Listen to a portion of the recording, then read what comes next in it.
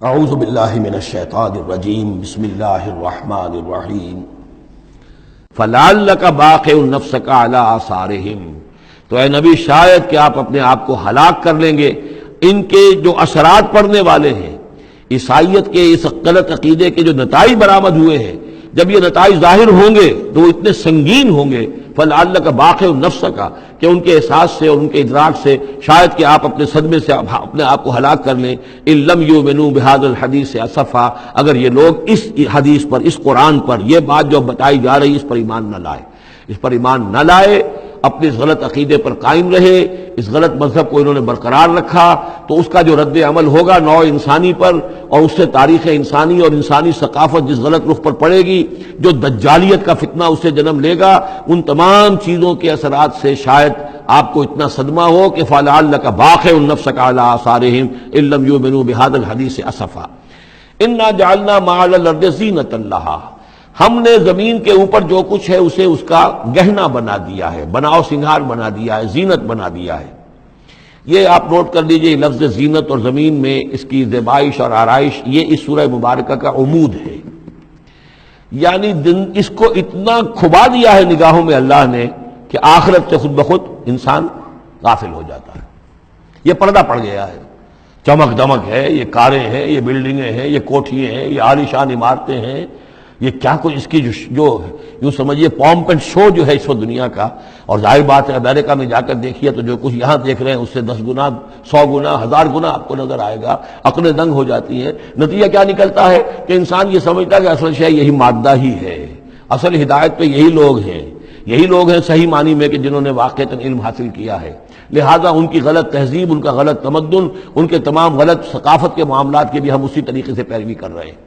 یہ سارا مسئلہ جو ہے وہ اس لیے ہے کہ یہ چمک دمک دنیا کی زیبائش اور آرائش، اس سے ہم متاثر ہیں۔ انا جعلنا ما علی الارض زینۃ اللہ، جو کچھ زمین کے اوپر ہے اسے ہم نے اس کے لیے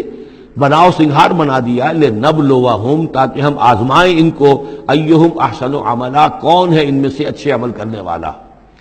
یعنی اب یوں دیکھیے وہ شعر جو ایک ہے، اگرچہ ذرا تھوڑا سا شان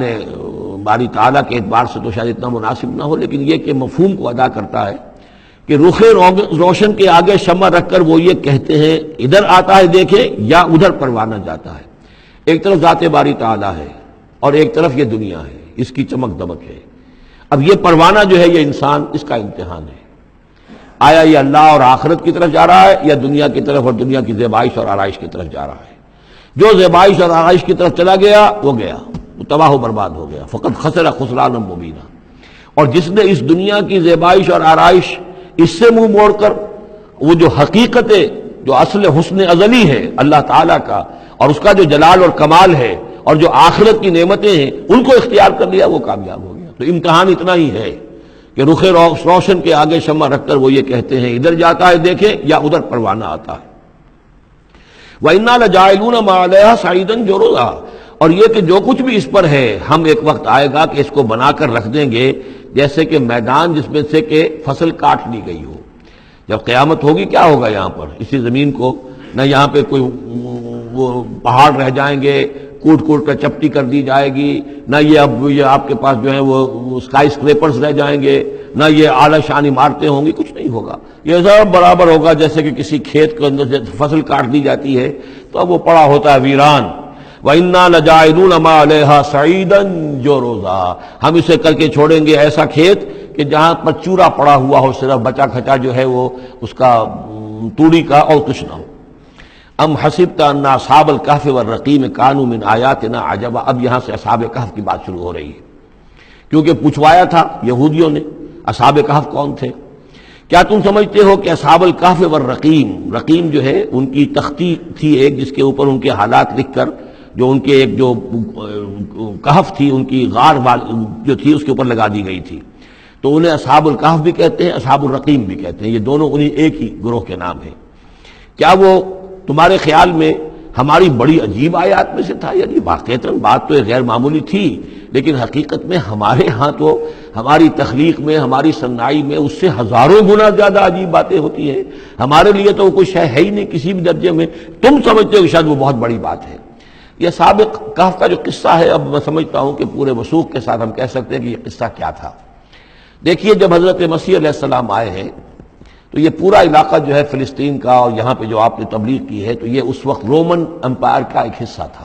اگرچہ مقامی طور پر ایک لوکل بادشاہ جو تھا یہودی وہاں پر حکومت کر رہا تھا، لیکن وہ پپٹ تھا، اصل میں تو حکومت جو تھی رومیوں کی، جو رومی تھے بت پرست. اور اس کے بعد چونکہ انہوں نے بغاوت کی، حضرت مسیح تو اٹھا لیے گئے سن 30 عیسوی کے آس پاس یا 33 عیسوی کے آس پاس، لیکن اس کے بعد جو ہے ان یہودیوں نے بغاوت کی رومیوں کے خلاف، جس کے نتیجے میں سن 70 عیسوی میں ٹائٹس رومی نے تو ان کی حکومت بھی ختم کی اور بیت المقدس کو برباد کیا، یروشلم کو تباہ کیا، 1,33,000 یہودیوں کو قتل کیا اور ان کو بھیج دیا، نکال دیا وہاں سے باہر. اس وقت کا معاملہ یہ ہے کہ اب کوئی اکے دکے جو بھی رہ جاتے تھے یہاں پر، کوئی یہودی یا عیسائی، یہودیوں کو تو نکال دیا، عیسائی رہ گئے، لیکن عیسائیوں پر بھی بہت ظلم ہوتا تھا. یہ موحد تھے، حضرت عیسیٰ کے ماننے والے، وہ بت پرست تھے. تو اس زمانے میں کہیں بادشاہ کوئی تھا ڈیسیس یا دقیانوس جس کو کہتے ہیں، اس کے زمانے میں کچھ جو عیسائی تھے حضرت عیسیٰ پر ایمان رکھنے، آج کے عیسائیوں پر قیاس نہ کیجئے، جو نصارہ تھے حضرت عیسیٰ کو ماننے والے جو موحدین تھے، ان میں سے کچھ نوجوانوں کی پیشی ہوئی بادشاہ کے دربار میں. انہوں نے کہا کہ تم اپنے نئے دین سے اگر باز نہیں آؤ گے، اتنے دن کی مہلت تمہیں دی جا رہی ہے تو تمہیں سولی چڑھا دیا جائے گا، بس مہلت دی جا رہی ہے، جاؤ غور کر لو، سوچ لو. ان لوگوں نے آ کر سوچا کہ اب نہ تو ہمارے لیے یہ ممکن ہے کہ ہم مقابلہ کر سکیں، چلو کسی غار میں چھپ جاتے ہیں، دیکھیں اللہ تعالیٰ کیا کرتا ہے ہمارے لیے. وہ ایک غار میں جا کر چھپ گئے، اور غار میں جا کر چھپے ہیں تو اللہ نے انہیں وہاں پر سلا دیا، موت تاری نہیں کہ سلا دیا. اللہ کروٹ بھی بدلواتا رہا، ان کے لیے سارا کچھ بندوبست کیا، اللہ کی قدرت میں تھا. حضرت عزیر کو 100 برس کے لیے مار دیا تھا، موت کے بعد ان کو دوبارہ زندہ کر دیا. لیکن یہ کہ ان کا معاملہ یہ ہے کہ ان کو وہاں پر جو ہے تقریباً 300 برس یہ وہاں پر پڑے رہے اس غار کے اندر. غار کی شکل کچھ خاص ایسی تھی کہ ادھر آنا جانا لوگوں کا تھا ہی نہیں. اور یہ ہے جو موجودہ ترکی کے علاقے میں شہر ایفسس ہے ایک، اس کے آس پاس ہیں اس طرح کے غار، جیسے اجنٹا کے غار ہندوستان کے مشہور ہیں، ایسے ہی وہاں بھی غاروں کا سلسلہ ہے. اور ہیں بھی وہ ایسے کہ ان کے دہانے جو ہیں وہ ہے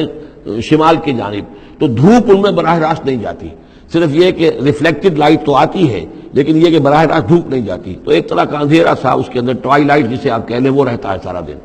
وہاں پر یہ 300 برس تک سوتے رہے. اس 300 برس کے عرصے میں یہ ہوا کہ رومن امپائر جو ہے اس نے خود عیسائیت اختیار کر لی. 300 عیسوی کے اندر کانسٹنٹائن جو تھا ایمپرر، وہ عیسائی ہو گیا. اب پوری امپائر جو عیسائی ہو گئی. اب اس کے زمانے میں اس کے بعد تھیوڈوسیس ہے ایک، 446 عیسوی میں یہ تھا، اس کے زمانے میں اللہ تعالیٰ نے ان لوگوں کو جگایا 300 برس کے بعد. اب یہ سمجھ رہے ہیں کہ وہی زمانہ ہے، وہی کفار کی حکومت ہے، وہی مشرکین ہیں. اب انہوں نے ڈرتے ڈرتے اپنے کسی ایک آدمی سے کہا بھائی جاؤ یہ لے کے سکہ لے کر جاؤ، چاندی کا، اور کچھ نہ کچھ کھانے پینے کے لیے لے کر آؤ، دیکھنا لیکن اس طرح ہو کہ ہمارا پتہ نہ چل جائے کہ ہم یہاں چھپے ہوئے ہیں. وہاں جو گئے انہوں نے وہ سکہ پیش کیا، کہ یہ سکہ تمہارے پاس کہاں سے آیا؟ یہ تو بہت پرانا سکہ ہے، تو 400 سال پرانا، 300 سال پرانا سکہ کہاں سے لے آئے تمہیں کوئی خزانہ ملا ہے؟ بہرحال اس حوالے سے اب وہ جو ہے وہ پکڑے گئے. ان کی حالت جو ہے وہ جو بات سامنے آ گئی، لیکن جب بات سامنے آ گئی تو اب ان کا تو بہت یعنی وہ عزت کی گئی، اس لیے کہ اب تو جو ان کا مذہب تھا در حقیقت پوری مملکت کا مذہب وہی ہو چکا تھا، تو صورتحال تو تبدیل ہو چکی ہے. پھر یہ کہ اس کے بعد تفصیل معلوم نہیں ہے کہ غالباً وہ جا کر اپنی اسی غار میں وہ سو گئے ہیں، یا دوبارہ اللہ نے ان پر وہیں پر موت طاری کر دی ہے، اس کا دروازہ بند کر کے اور اس پر ایک تختی لگا دی گئی ہے. یہ اصحاب کہف ہے. گبن کی جو ہے decline and fall of Roman empire, اس میں بھی یہ 7 سلیپرز، 7 سونے والے، ان کی کہانی موجود ہے.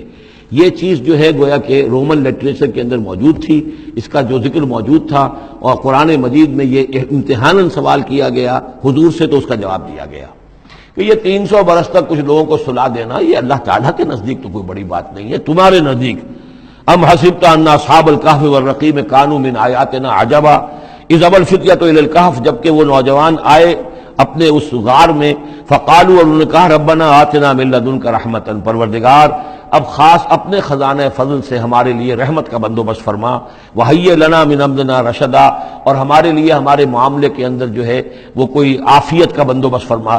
فضربنا علی آذانہم، تو ہم نے تھپکی دے دی ان کے کانوں پر، فی الکہف سنین عددا، اسی وہ غار کے اندر جو ہے وہ سوتے رہے کئی سال. ابھی یہاں اس بات کو نہیں چھیڑا کتنے سال، سنین عددا، متعدد سال وہ سوتے رہے. ثم بعثناہم، پھر ہم نے انہیں اٹھایا. لنعلم ای الحزبین احصیٰ لما لبثوا امدا، تاکہ ہم دیکھیں کہ دو گروہوں میں سے کس کو صحیح معلوم ہے کہ کتنے عرصے وہ وہاں رہے تھے۔ اس کا ذکر آگے آ جائے گا، دو گروہوں سے مراد کیا ہے۔ صدق اللہ العظیم۔